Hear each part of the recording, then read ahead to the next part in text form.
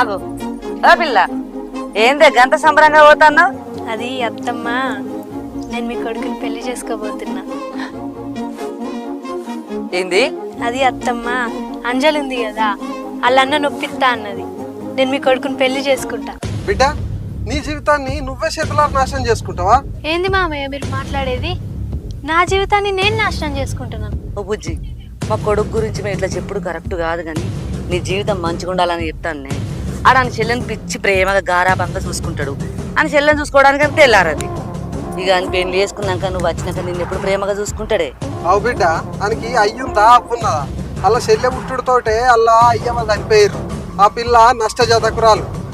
ఆడు గా చికెన్ సెంటర్లా పని చేసుకుంటా బతుకుతాడు, చికెన్ కొట్టుకుంటా.